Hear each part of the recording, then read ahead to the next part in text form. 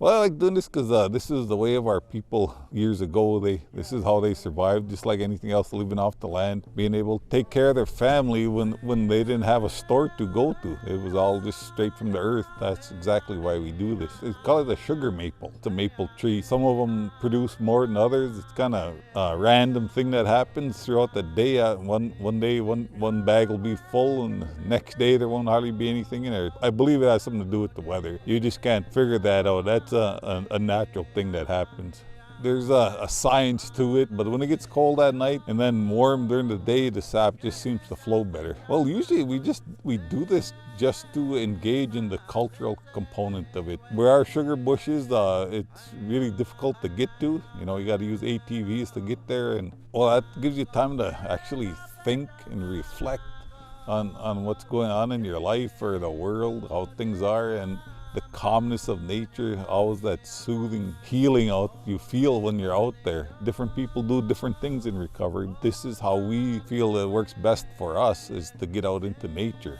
Right now we'll start out with making syrup, maple syrup. Once we feel we have enough syrup, we'll start boiling it down further and making sugar, whether it be granulated sugar or sugar, they call them sugar cakes, little cubes. So that'll be the next process. Once it hits syrup, you just continue to boil it for a lot longer, get all the water content out of it, and it'll turn to sugar. It's an amazing process that our people use that to sustain themselves. They do enough to hold themselves through the winter. You get the fire going, and as the sap boils, it decreases. You know, just like anything else that boils, it evaporates. The water content evaporates, so you add more sap to it until you get to a certain point where it's all syrup, and you got to take it off the stove or off your cooker. You'll strain it and then cook it down on more of a controlled fire, controlled heat for the finished product. What we do is our culture and traditions as our way of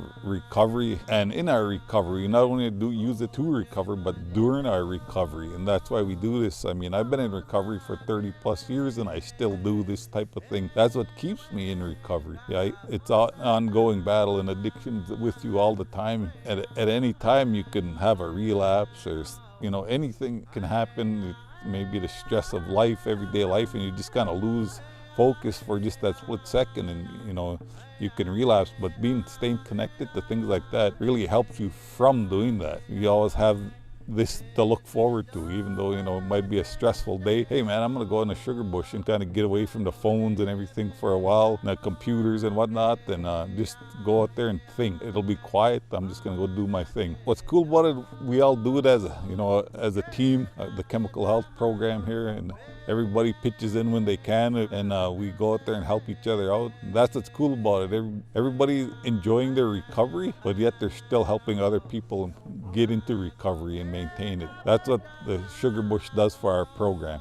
We'll bring the youth out here. It's one of our prevention activities that we do. We'll bring youth or our adult clients that we have to come out and help and teach them about the sugar bush and how to do it. Helps teach people that there's more out there than sitting around at home and being bored and choosing drugs or alcohol. There's a lot out here that we can do to help prevent that. Oh, it's fun. I like doing it. I just like being outdoors. It's something I've always done. The kids like it. It's a lot of work, but I mean, they like it.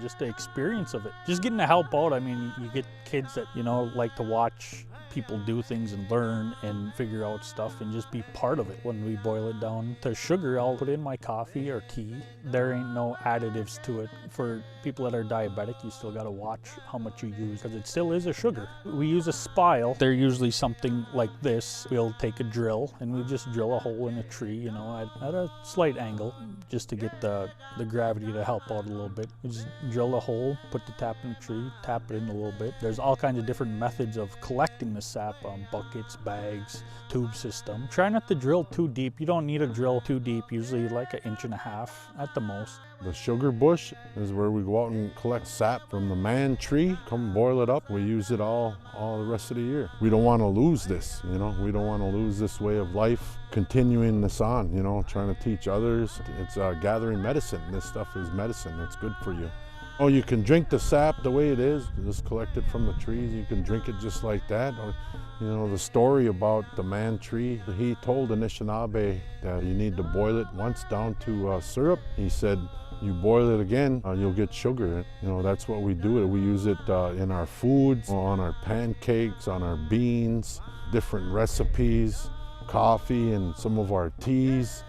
We use it all throughout the year, you know, and it's nourishment. Peaceful, it's calming. It's away from everything else, you know, all the hustle and bustle of colonization. When we're tapping trees, you know, I seen a flying squirrel, you know, and I haven't seen one of those since, you know, for many years. You hear the birds in the woods, in the forest, New Paming, you know, that's really a giving place, you know, that all them entities out there, all them different nations, you know, the medicines out there, they're really giving. They want to help you. All you have to do is take a little time out of your busy schedule to go out there to listen.